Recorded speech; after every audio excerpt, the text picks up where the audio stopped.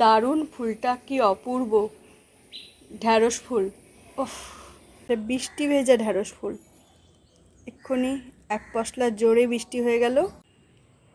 পুরো সূর্যমুখীর মতো দেখতে। এখন কত বড় হয়েছে ঢ্যাঁড়সটা। গাছটা তো বড় হয়েছে, ঢ্যাঁড়সগুলো অনেক বড় হয়েছে। কেটে নিতে ইচ্ছে করছে না, কেটে নিচ্ছি। নিচে পড়লো, কুড়িয়ে নেব।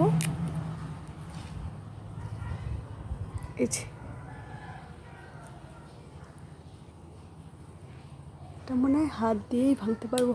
হ্যাঁ, ওফ, অনেকগুলো নিচে পড়ে আছে, কুড়িয়ে নেব।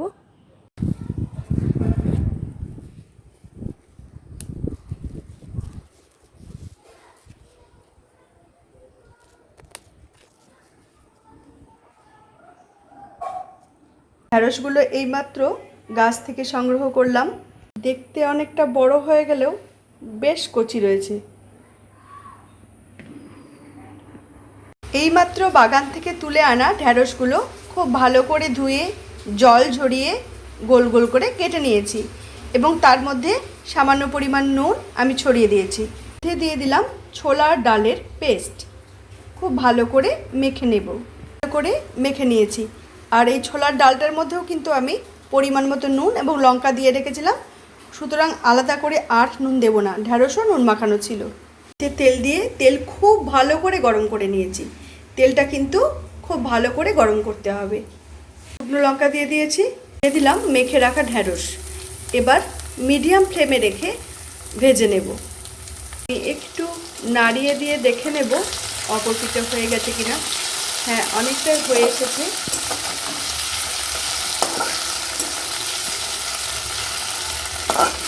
খুব ভালো করে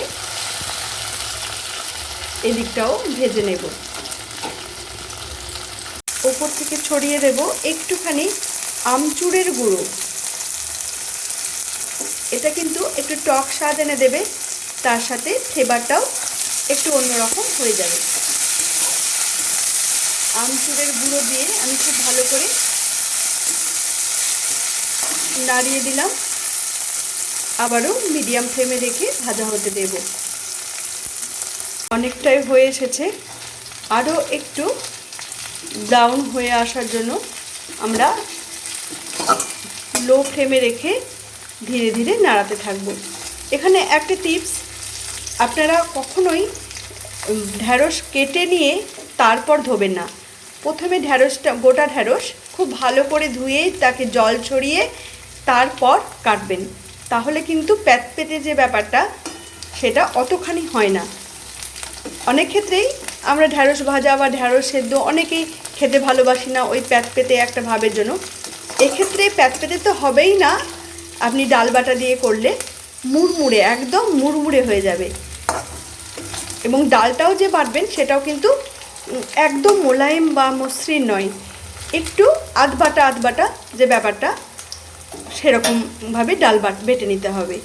প্রায় হয়ে এসেছে। এর মধ্যে আমি ছড়িয়ে দিচ্ছি ভেজে নেওয়া ধনে এবং জিরের গুঁড়ো, অর্থাৎ কাঠখোলায় নেড়ে নিয়ে গুঁড়ো করে নেওয়া জিরে এবং ধনে। ভালো করে নাড়িয়ে এবার নামিয়ে দেব। জিরে এবং ধনে যেহেতু ভাজায় ছিল, তাই কাঁচা ভাব থেকে যাওয়ার কোনো সম্ভাবনা নেই, বরং ফ্লেভারটা অনেক বাড়িয়ে দেবে, যার জন্য আমি শেষে অ্যাড করলাম। এবার কিন্তু আমি নামিয়ে নেব। তেল কিন্তু যতটা দিয়েছিলাম লো ফ্লেমে ভাজার জন্য প্রায় অনেকটাই রয়ে গেছে। এবার তেলটা একটু ঝরিয়ে তারপর নামিয়ে নেব। যে কোনো ভাজা কড়াই থেকে তুলে নেওয়ার সময় তেল ঝরিয়ে নেওয়াটা কিন্তু খুব জরুরি, ভীষণ জরুরি। আবার অন্যরকমভাবে আমরা এটাও করতে পারি, তুলে আমরা টিস্যু পেপারের মধ্যেও রাখতে পারি, তাতেও কিন্তু তেলটা অনেকখানি টেনে নেয়। মশলাদার মুড়মুড়ে ঢ্যাঁড়স ভাজি সম্পূর্ণ তৈরি। যারা প্যাতপেতে বলে ঢ্যাঁড়স ভাজা খেতে চান না, তারা ঢ্যাঁড়সের এই রেসিপিটা অবশ্যই খাবেন এবং আমাকে জানাবেন কেমন লাগলো। আর যারা ঢ্যাঁড়স ভালোবাসেন তাদের কথা তো বলার নেই, তাদের তো মুখে লেগে থাকবে। ডালের সাথে এমন একটা ভাজি থাকলে আর কিছুই লাগে না। এর মতো এখানেই শেষ করছি। আবার আসবো নতুন কোনো রেসিপি নিয়ে।